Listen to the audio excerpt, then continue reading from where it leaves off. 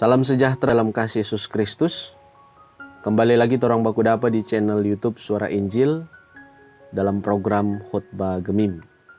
Dan pada kesempatan ini kita kembali akan merenungkan salah satu bagian firman Tuhan yang terambil di dalam kitab Yehezkiel pasal 3 ayat 16 sampai ayat 21. Tetapi sebelum kita membaca dan merenungkan firman ini, saya mengajak lebih dahulu mari kita berdoa. Tuhan Yesus, Kepala Gereja kami, dimuliakanlah nama-Mu. Oleh karena kasih dan setia-Mu, kami boleh lagi ada pada kesempatan ini, di mana kami hendak belajar dari kebenaran firman-Mu. Maka kami mohon tuntunan dari Tuhan, supaya kami semua dapat diperlengkapi dengan hikmat surgawi, sehingga kami dapat memperoleh pengertian yang benar dari terang firman-Mu. Sehingga firman mula yang akan menuntun dan membimbing hidup kami. Di dalam nama Tuhan Yesus kami berdoa. Amin. Yehezkiel pasal 3 ayat 16-21. Tentang Yehezkiel dipanggil menjadi penjaga Israel. Sesudah 7 hari datanglah firman Tuhan kepadaku.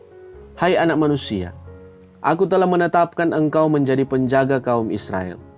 Bila mana engkau mendengarkan sesuatu firman daripadaku, peringatkanlah mereka atas namaku. Kalau aku berfirman kepada orang jahat, engkau pasti dihukum mati. Dan engkau tidak memperingatkan dia atau tidak berkata apa-apa untuk memperingatkan orang jahat itu dari hidupnya yang jahat, supaya ia tetap hidup, orang jahat itu akan mati dalam kesalahannya, tetapi aku akan menuntut pertanggungan jawab atas nyawanya daripadamu.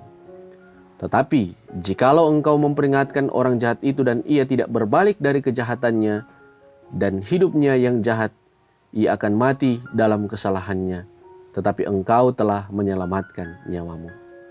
Jikalau seorang yang benar berbalik dari kebenarannya, dan ia berbuat curang, dan aku meletakkan batu sandungan di hadapannya, ia akan mati.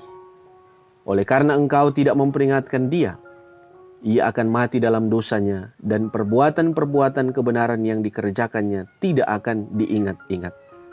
Tetapi aku akan menuntut pertanggungan jawab atas nyawanya daripadamu. Tetapi, jikalau engkau memperingatkan orang benar itu supaya ia jangan berbuat dosa, dan memang tidak berbuat dosa, ia akan tetap hidup, sebab ia mau menerima peringatan, dan engkau telah menyelamatkan nyawa. Bapak, Ibu, Saudara-saudara yang dikasihi dan diberkati oleh Tuhan. Kitab Yehezkiel ini adalah salah satu kitab yang berasal dari zaman pembuangan di sekitar tahun 593 sampai 571 sebelum Masehi.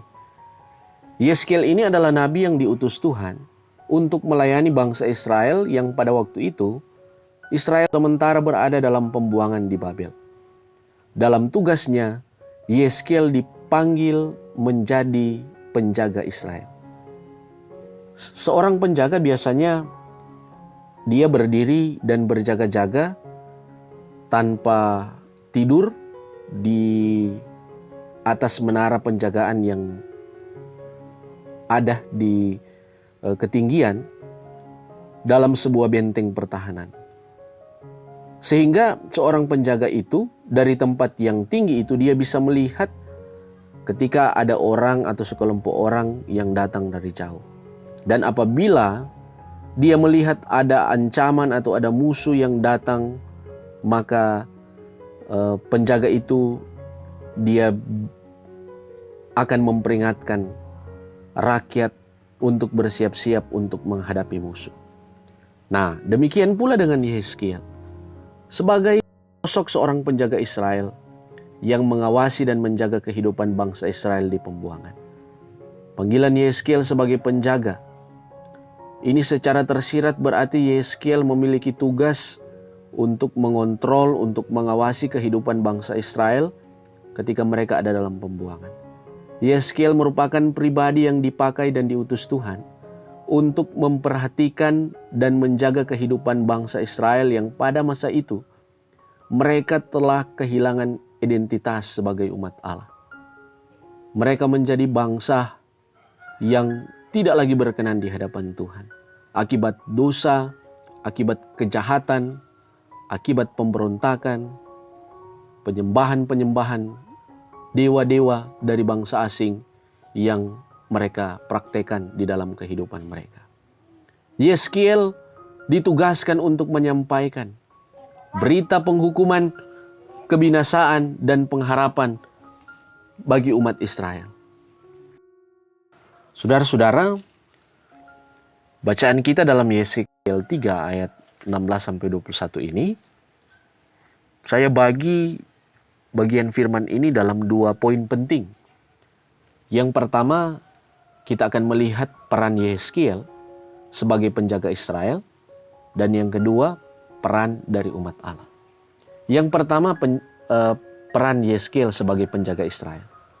Yeskiel ditugaskan untuk menjadi penjaga, yaitu penjaga moral dan spiritual umat Israel, yang pada waktu itu mereka sedang berada dalam pembuangan.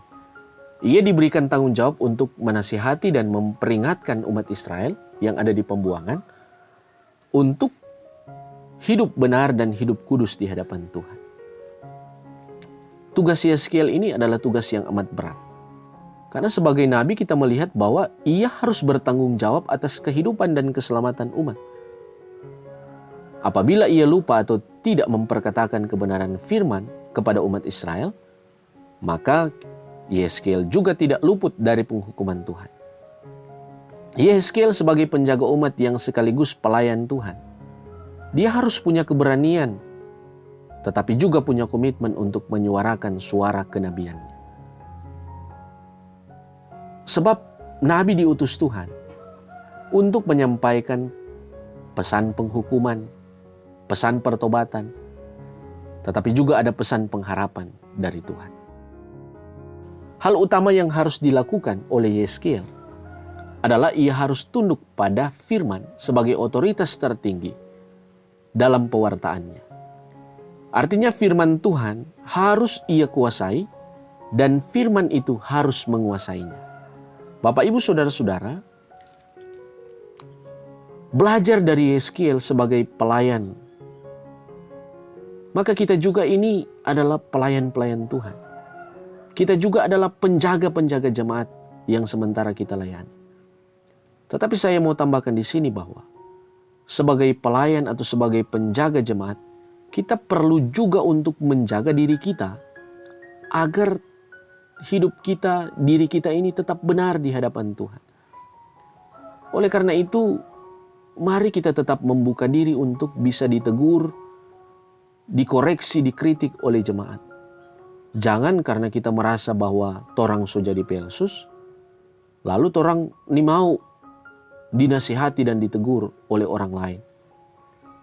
Kita lihat sama halnya dengan Yeskiel, bahwa ia tidak luput dari hukuman Tuhan apabila ia tidak menjalankan tugasnya dengan baik. Maka sebagai pelayan, mari kita punya kerendahan hati untuk bisa menerima baik setiap masukan, nasihat. Kita harus memahami bahwa setiap nasihat dan teguran itu bukanlah untuk menghancurkan hidup kita. Tetapi melalui teguran itu sebenarnya membuat kita menjadi pelayan yang semakin kuat, pelayan yang semakin tangguh, tetapi juga pelayan yang akan semakin memiliki kualitas. Saudara-saudara, tugas pelayan adalah menjaga kehidupan umat agar tetap berkenan kepada Tuhan. Maka sebagai penjaga jemaat, kita sebagai pelayan-pelayan Tuhan yang ada di hari ini, kita harus lebih dahulu memperlengkapi diri kita dengan firman. Mengapa penting untuk kita pahami dan maknai firman itu? Sebab kalau kita baca dalam 2 Timotius 3 ayat 16, di situ dikatakan bahwa segala tulisan yang diilhamkan Allah memang benar, sebab kalau kita lihat dalam 2 Timotius 3 ayat 16 dikatakan di sana bahwa segala tulisan yang diilhamkan Allah memang bermanfaat untuk mengajar, untuk menyatakan kesalahan, untuk memperbaiki kelakuan, dan untuk mendidik orang dalam kebenaran. Maka itulah fungsi setiap orang diperlengkapi dengan firman. Saudara-saudara, sebagai pelayan Kristus, tentu kita sering mengalami hambatan, atau tantangan ketika kita hendak menyuarakan suara kebenaran. Mau tegur jemaat ndak enakan. Mau tegur jemaat kaki dia tersinggung. Kong dia sudah mau datang-datang masuk di kolom, masuk di gereja. Mau nasihat, kaki dia so anggap lain. Nah, apalagi kalau dia tahu jemaat itu punya power, baik power kedudukan maupun materi. Ini pasti mau bikin dia lebih susah mau tegur dan mau kasih nasihat. Dia pikir, kage kita bilang begitu kong dia sunak mau bakase. Atau kage dia semua selengsir pa kita. Pokoknya ada macam-macam alasan yang orang mau bilang. Oleh karena itu saudara-saudara sebagai pelayan, mari kita lepaskan kekhawatiran yang tak mendasar itu, yang bisa melemahkan pewartaan dan pelayanan kita. Kita berdiri dan berjalan saja dalam kekuatan, kuasa dan otoritas firman. Jangan mereduksi atau mengurangi nilai firman hanya karena kita ingin mencari aman dan nyaman. Firman itu harus kita sampaikan, baik atau tidak baik waktunya. Firman itu dia menyapa setiap orang percaya dalam berbagai keadaan, dalam berbagai konteks situasi yang ada. Ada saat di mana firman itu datang dalam bentuk nasihat. Ada saat firman itu datang dalam bentuk teguran yang amat keras. Tetapi juga ada saat di mana firman itu datang dalam membawa berita pengharapan dan pemulihan. Yang kedua, saudara-saudara, peran sebagai umat Tuhan. Dari firman ini saya melihat ada beberapa model umat atau jemaat. Ada jemaat yang melakukan dosa dan setelah ia dinasihati dan ditegur, tetapi ia tidak mempedulikan sama sekali teguran itu atau nasihat itu, atau dengan kata lain dia tidak mengindahkan teguran dan nasihat itu. Nasihat bisa saja datang misalnya dari anggota keluarga, baik istri, suami, anak-anak, orang tua. Bahkan juga nasihat itu bisa datang dari kerabat kita, sahabat kita, atau juga bisa datang dari pelayan kita. Ada juga model jemaat yang hidupnya benar, tetapi karena sudah dipengaruhi oleh berbagai godaan, ia pada akhirnya jatuh ke dalam dosa. Dan juga ada model jemaat yang hidupnya sudah benar, ia tetap menjadi orang benar karena ia dengan rendah hati dia mau menerima setiap nasihat dan peringatan yang datang dari orang lain kepadanya. Nah, saudara-saudara, dari catatan ini kita belajar menjadi jemaat Tuhan, kita harus membuka hati untuk ditegur dan dinasihati. Bukan hanya orang yang berdosa atau bukan hanya orang yang jahat, tetapi bagi setiap orang yang benar sekalipun, tidak luput dari pemberian nasihat dan peringatan.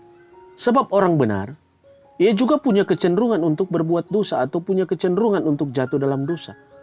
Karena dosa itu saudara-saudara memiliki daya tarik yang sangat kuat, yang bisa membuat orang jatuh dalam dosa. Makanya untuk menjaga agar hidup orang benar tetap benar, maka nasihat dan peringatan itu harus terus disampaikan secara berulang-ulang kali. Untuk itu sebagai jemaat, saya mengajak jangan kita menutup diri untuk dinasihati. Jangan ada yang merasa karena kita lebih kuat, lebih hebat, jabatan kita lebih tinggi dari dia, kemudian kita tidak mau mendengar apa yang akan orang lain katakan. Jangan pula kita berpikir bahwa ketika seorang pelayan atau orang lain akan menasihati kita, lalu kita pikir baik wibawa dan kehormatan kita akan jatuh.